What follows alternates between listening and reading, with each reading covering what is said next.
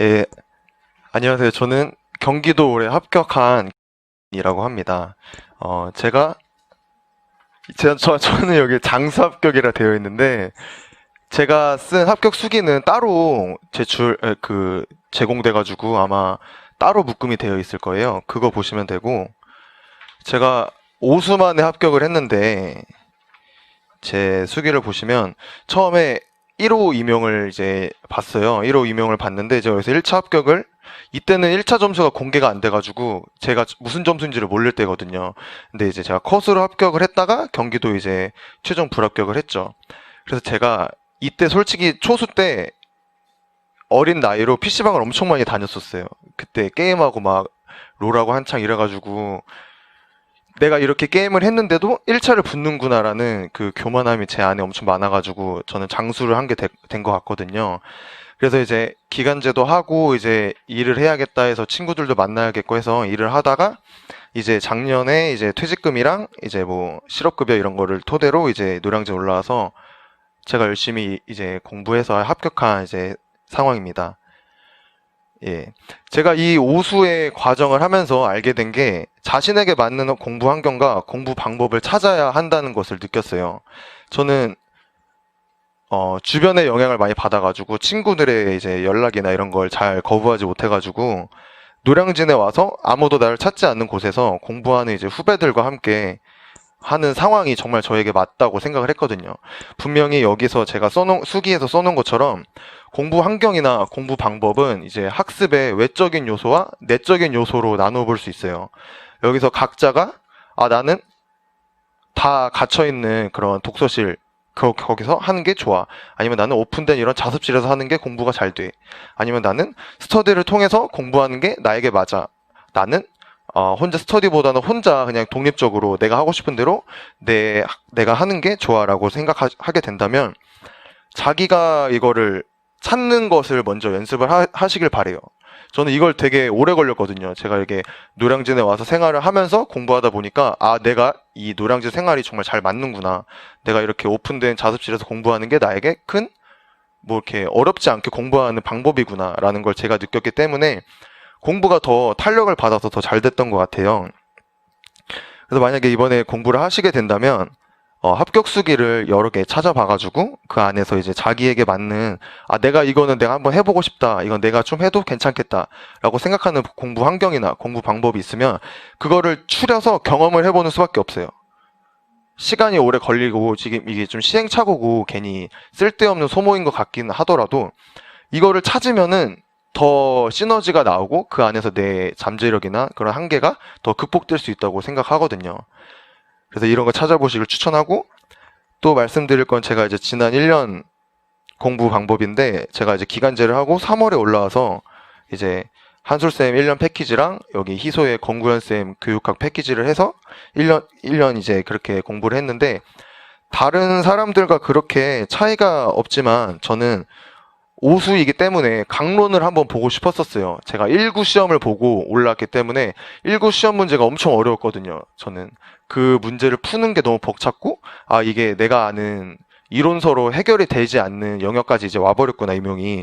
해서 강론 스터디를 바로 시작했어요. 그 첫 번째 1등 분이랑 3월에 저랑 이렇게 다른 후배랑 강론 스터디를 했는데 그 강론 스터디를 3, 4, 5 하고 이제 기출 분석 스터디도 그 제가 원하는 공부 환경이 정말 편하게 친구처럼 후배들과 얘기하면서 하는 게 너무 좋았거든요. 그래서 후배들과 이게 마음 맞는 사람을 찾는 게 전 더 중요하다고 생각해서 기출분석 스터디도 하고 한술세 문제 듣고 그 다음에 이제 그 뭐 11월까지는 이제 뭐 다른 사람들과 뭐 피차 일반인 상황으로 공부를 하였습니다. 다음 페이지 보시면 제가 이제 크게 세 가지에 대해서 전공은 말씀드릴 게 있어요. 알짜, 기출분석, 강론. 이 세 가지에 대해서 간단하게 알려드릴 건데, 알짜라고 말을 하는 거는 이제 다른 강사들의 기본 이론서를 말해요. 다른 이제 기본 이론서인데, 여기서 저는 카테고리를 잡고 암기를 하는 게 더 저에게 엄청 맞는 방법이었어요. 제가 여기서 예시를 들어드리자면, 모의고사 문제에서 그 학습 매체 평가 중 쓰기 매체 평가의 목적을 물어보는 문제가 있었어요. 근데 제가 이걸 엄청 암기를 많이 했거든요. 학습 매체 평가 나올 것 같아서. 근데 이걸 평가의 목적으로 물어보니까 제가 못 쓰고 있는 거예요. 저는 이거를 정의로 암기를 했기 때문에 평가의 목적으로 물어보니까 이게 인출이 안 되는 상황이 나오더라고요. 딱 이때 모의고사 때 느낀 게, 아, 내가 무작정 암기를 하는 게 아니라 내가 어떤 걸 암기하고 있고 이게 어떤 카테고리에서 인출이 돼야 되는지를 아는 것이 더 이제 공부하는 머리라고 생각을 하거든요. 알면서도 못 쓰는 게 그 해당 내용이 어디에 들어가 있는지를 몰라서 이게 안 나오는 거예요, 이게. 이거를 이 문제에서는 숨겨서 내기 때문에 이거를 전체적인 안목을 갖고 있는 사람이, 아, 이거는 이 문제가 이거를 숨겨서 쓰는 거구나, 이걸 써야 되는구나를 알기 위해서 저는 카테고리를 잡고 하향식, 상향식, 양쪽으로 인출을 했었어요. 그 다음에 또 이제 기본 이론서를 볼 때 알려드리고 싶은 팁이, 제가 지체장애 영역이 엄청 약했는데 무정의 운동형을 엄청 많이 틀렸어요, 저는. 그걸 맨날 운동실조라고 썼거든요. 불수의 운동형을 써야 되는데, 이게 약점인 부분을 안 보다 보니까 이게 한없이 그냥 약해지는 게, 저는 이제 작년에 이걸 잡았어요. 지체장애를 엄청 많이 봐가지고 잡으니까 점수가 많이 올라가더라고요. 그 다음에 이제 기출분석 파트인데, 기출분석은 정말 많이 보면은 기출분석 지문을 가지고 이제 후배들과 장난치고 놀 때가 있었어요. 이제 노량진 이제 맥도날드 가서 햄버거 먹을 때도 그 기출 지문을 활용해서 갑자기 집에 간다고 막 장난치고, 막 이거 무슨 문제인지 아냐고 막 얘기하면서 서로 막 장난치면서 그 학생 막 하면서 그 기억 인출하는 생활 스터디를 많이 했거든요. 이 정도로 기출 문제는 많이 보아야 된다고 생각을 해요. 그러면서 느낀 게, 연도별과 영역별 기출 분석을 따로 구입을 하시던가 이렇게 만드셔서 이거를 두 개 다 활용을 하시길 추천을 해요. 영역별은 제가 이제 확장용, 어떤 게 이 토대로 단서로 나올 것인가, 기출 영역별로 봤을 때는, 아, 시각에서는 이렇게 흐름이 있으니까, 아, 이런 부분에 대해서 내가 더 초점을 보고 해야겠다라고 확장용으로 보시고, 연도별은 내가 이 기출 분석을 얼마나 다 알고 있냐, 백지 상태로 두고 메모 없이 그냥 맨날 새 걸로 푸는 거예요. 그냥 맨날 새 거로 풀면서 내가, 아, 이걸 맨날 헷갈리는구나, 이 부분을 내가 계속 헷갈리는구나, 그럼 이 부분에 대해서 영역별에서는 내가 어떻게 확장을 써놨었지, 이 문제 점검용에서 확인하고 영역별로 넘어가서 그 영역별에서 내가, 아, 이 문제를 토대로 기출 분석을 예측을 할 때 내가 이런 부분이 나올 거라고 생각을 했었어 하면은, 아, 이 부분이 어려우니까 나 이 부분까지 봐야겠다, 이런 식으로 계속 확장하고 줄이고 확장하고 줄이고, 전 이렇게 했거든요. 그냥 정속도 정주행으로 가는 거는 저는 너무 지루해서 안 되고, 어떨 때는 확장해서 많이 보고 어떨 때는 줄여서 조금 많이 돌리고, 이렇게 여러 가지 방식으로 해야 질리지가 않고 계속 이걸 할 수 있다고 생각을 했어요. 그래서 이거에 대해서 제가 예시로 드리는 게, 초등 이번에 확대 키보드가 고난도 문제였는데, 저희가 이거를 관절운동 범위와, 왜냐면 1구에서는 자세 반사가 되게 어렵게 나왔기 때문에 20에서는 그 롬이랑 신체 정렬이 나올 것이라고 우리 스터디에서 얘기를 했었어요. 그래서 이거를 그 정동훈 쌤 책 알짜 마지막에 보면은 그 공학 부분 있잖아요, 지체장애 학생들에게 제공하는, 그거에 대해서 많이 생각을 하고 있었는데 이게 나와서 너무 아쉬웠거든요. 저는 중등이기 때문에 초등 문제를 보면서 많이 아쉬웠는데, 이 정도로 어느 정도 예측이 가능한 상태까지 올 때까지 기출을 많이 이렇게 돌리시길 바래요. 그러면서 이거 제가 했던 방법을 한번 알려드리려고 제가 스캔을 했는데, 뒷장 보시면은 제 이제 기출 공부했던 책인데, 한솔쌤 문제집이 별로 안 좋아서 제가 서진쌤을 썼어요. 그래서 위에 지웠는데, 아마 이제 몇 달 뒤면 한솔쌤도 기출분석 문제집 나온다고 하니까 많이 보시면 좋을 것 같아요. 그 100번 이제 그 203페이지라고 써있는 기출 제 거 보면은, 저는 19 유아에서 이 문제가 가장 20에서 많이 사용될 것이라고 생각을 했어요, 작년에 공부를 하면서. 여기 보시면 작년에 그렇게 핫했던 몸짓 언어에 대해서 제가 체크를 했거든요. 이 미음 보시면, 자, 간식 시간마다 승우가 먼저 간식을 달라는 의미로 손을 내미는 행동을 정해서 자신의 의도를 표현할 수 있도록 하는 것이지요 라고 했어요. 근데 문제에서는 이거에 대해서 물어보지 않고, 이거를 이렇게 촉구로 가르치면 어떤 촉구냐, 다른 걸 물어봤죠. 문제의 답은 도움 증가법이에요. 근데 도움 증가법이 10 유한가 09 유한가 되게 10년 전에 한번 나온 답이에요. 맨날 최대 최소, 도움 감소법만 맨날 나왔거든요. 중등에서도 뭐 이렇게 보면은 10년 만에 도움 증가법이 나오고, 여기서 촉구를 물어봤어요. 그것도 신기했는데 이 미음에 밑줄 친 내용을 보니까 도대체 이게 어떤 방법인가. 촉구 절차는 내가 알겠는데 이 지문에서 말하는 이 미음이 어떤 개념인가. 이거에 대해서 스터디원이랑 엄청 많이 얘기를 했었어요. 이게 너 뭐 같냐? 이게 무슨 방법인 것 같냐? 라고 하다가 우리가 이제 정의를 내린 게 이거 몸짓 언어인 것 같다. 이게 요즘에 핫하고 19 유해에서도 언급이 된 거 보면 20에서도 몸짓 언어가 나올 것 같다. 이런 식으로 이 단서를 이 기출 지문에서 자기가 이렇게 파악을 해야 돼요.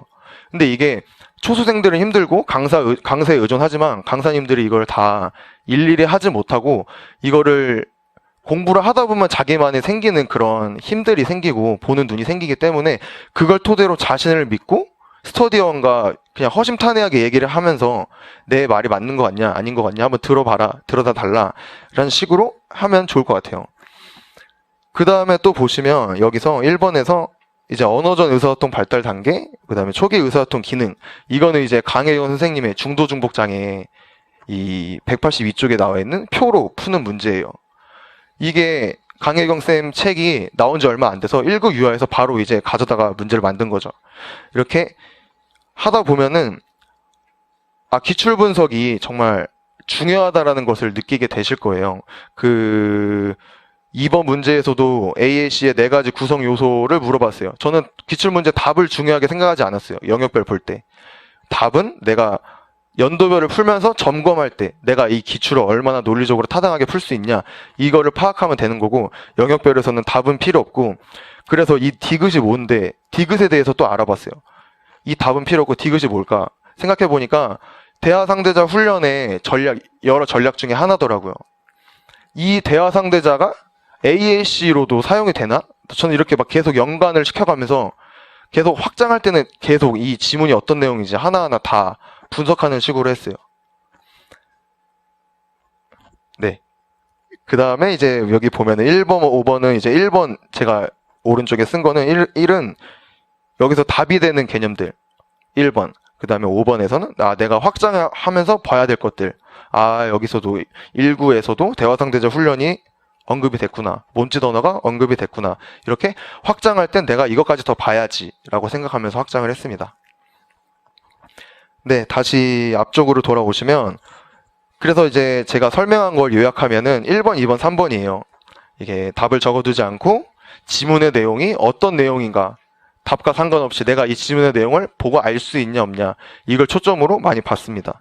그 다음에 3번째는 이제 예측하는 방법인데, 유초중이 서로 돌려먹기를 해요.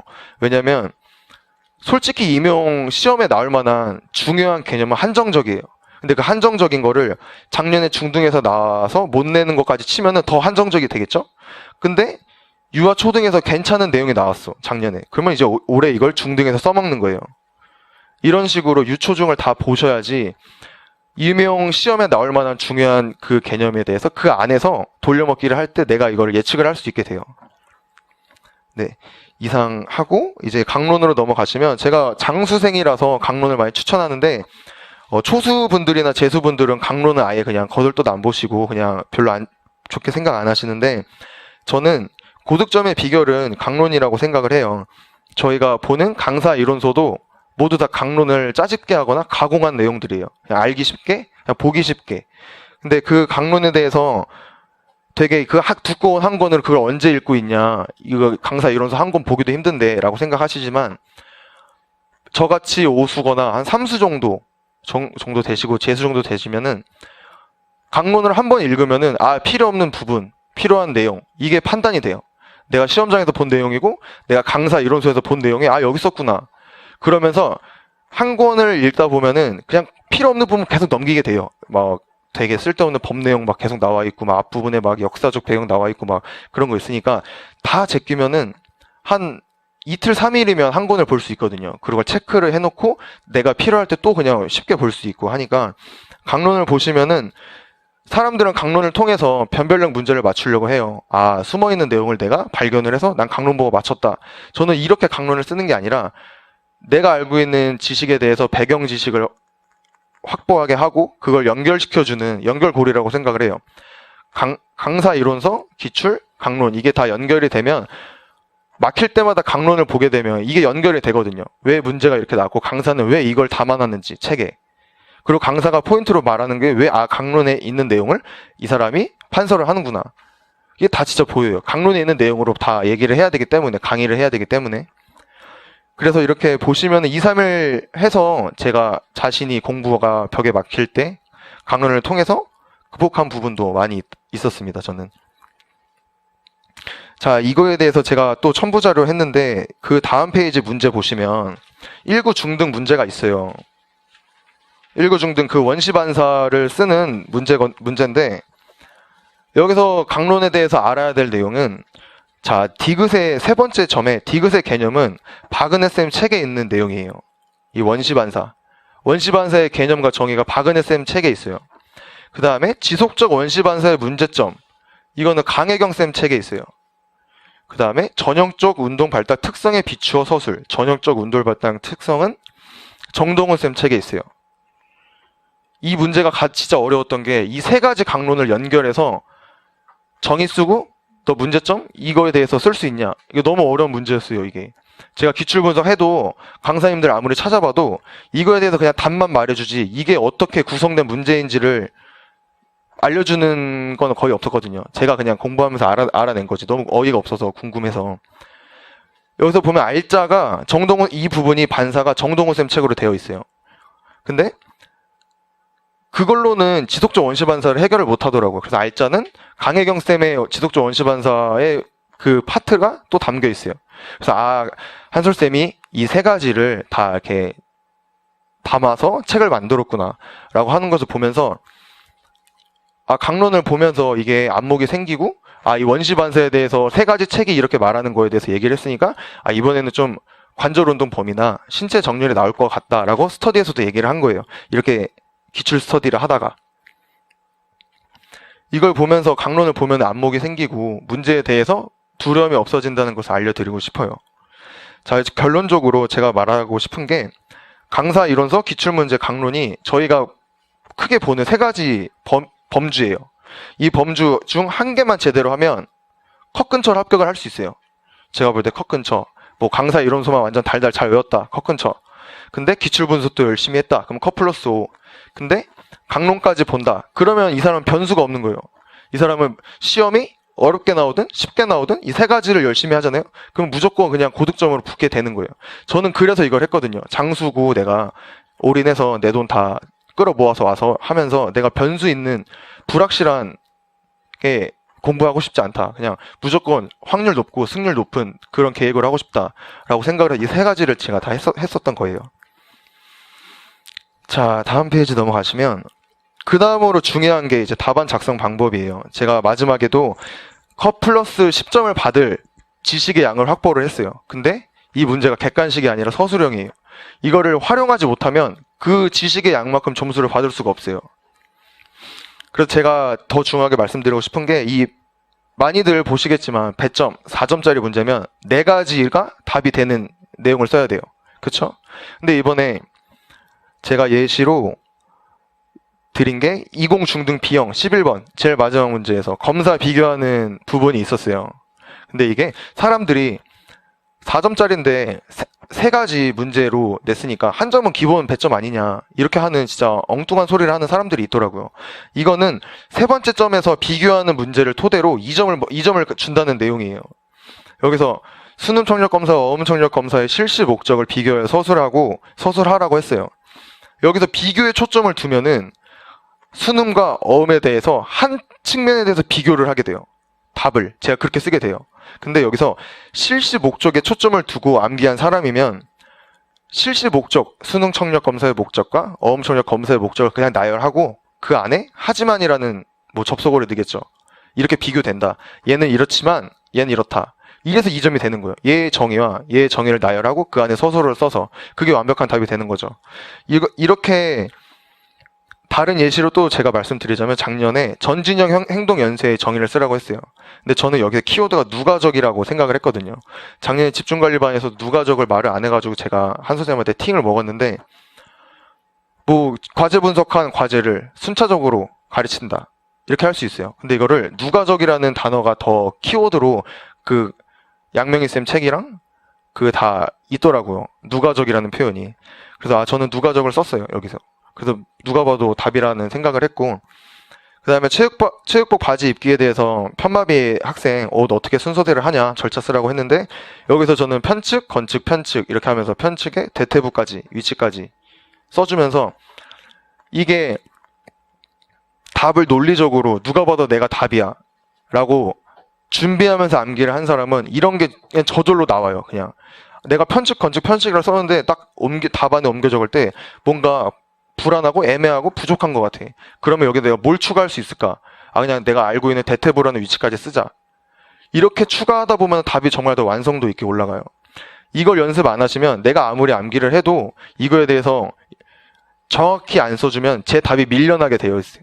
이게 선발형 시험이기 때문에 당연히 이 사람도 맞고 나도 맞아. 근데 나열을 하게 되면 제가 밀려요. 왜냐면 똑같이 다 아는 내용을, 다 공부한 내용을 쓰는데 다 대부분 답을 어느 정도 풍기게끔 다 지워서 거짓말로 쓸 수 있잖아요. 모르는 사람도. 근데 이걸 나열을 하려면 정말 그 안에서 열심히 암기한 키워드가 들어가야 된다고 생각하고, 이 방법에 대해서 제가 간단히 말씀드리면, 문제에서 무엇을 어떻게 쓰라고 했는지를 파악하는 서술어가 중요하다고 생각을 해요.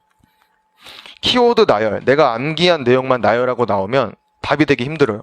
문제에서 원하는 뭐에 대해서 어떻게 쓰시오라고, 문제에 대해서 무엇을 쓰시오라고 말을 하면 그거에 대해서 서술어를 넣어가면서 내가 암기한 내용도 있지만 이 문제에서 말하는 그런 방향에 맞춰서 내가 썼다. 난 그래서 무조건 답이다. 이런 식으로 써주시면 될 것 같아요. 그래서 이렇게 답을 쓰려면 제가 중요한 게 3번의 카테고리에 맞춰 답을 쓰는 걸 연습을 해야 돼요. 흔히 이번 시험에서 가장 말이 많았던 게 그래픽 조직자 문제 있죠. 뭐 계층형이다, 누구는 뭐다, 아니다, 누구는 읽기 중 전략에 4가지 카테고리 중 그냥 큰 그래픽 조직자 활용 쓰면 된다. 이렇게 쓰는 엄청 많은 의견이 갈렸어요. 저는 그래픽 조직자라고 썼어요. 그냥 큰 4가지 중에. 왜냐면 이거에 대해서 유형을 물어본 게 아니에요. 그렇게 물어보려면 그래픽 조직자의 유형이 뭐냐? 유형이 궁금하면 그렇게 물어봤을 거예요. 이 그래픽 조직자 유형을 써라. 근데 그 문제에서 이거의 전략이 뭐냐? 라고 물어봤어요.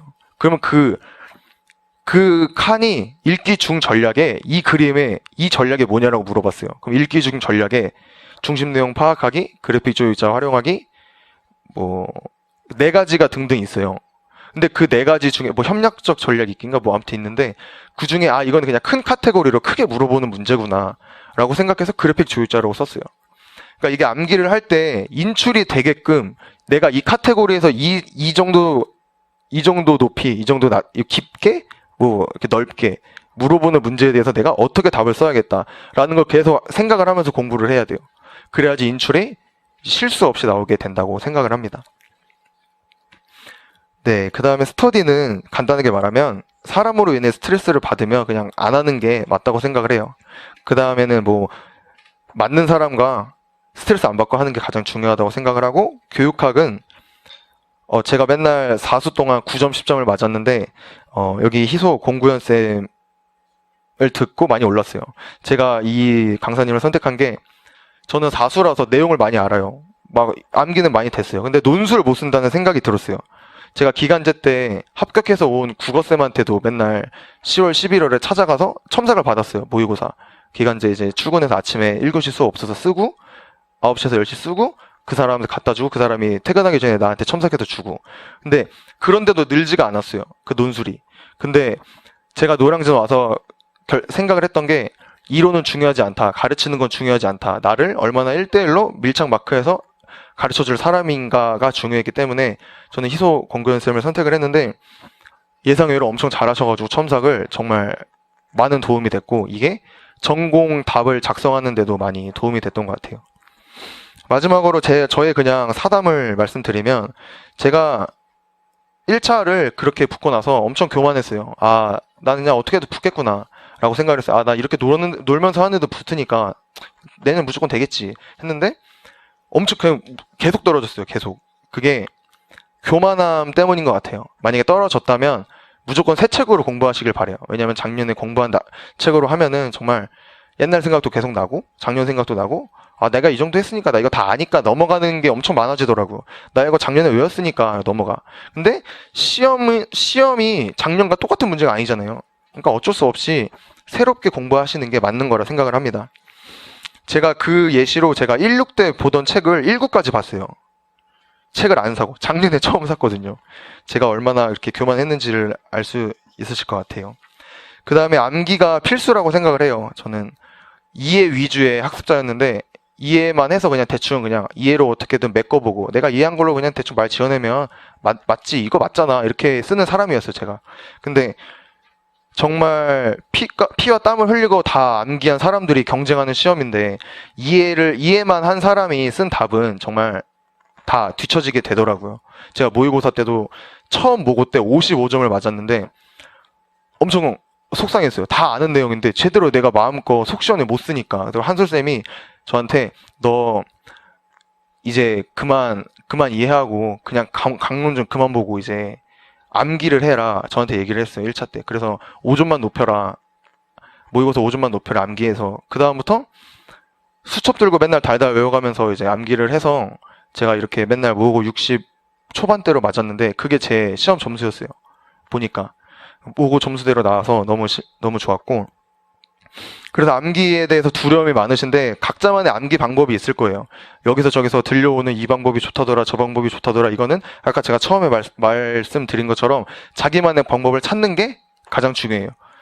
흔들리지 말고 그걸 믿고 가시면 될 것 같고, 그 다음으로는 일희일비하지 말라는 거예요. 그 다음 페이지에 있는데 임용 레이스는 길기 때문에 이 긴 시간을 일희일비하면서 흔들려서 막 교만해지고 나태해지고 그게 아니라 묵직하게 자기만의 길을 가는 사람이 붙는 시험이라 생각을 합니다.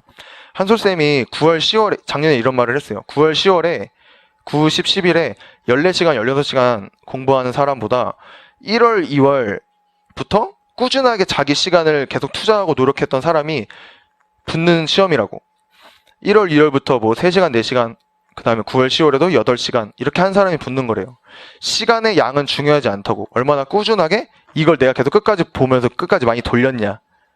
이게 중요한 것 같아요. 저도.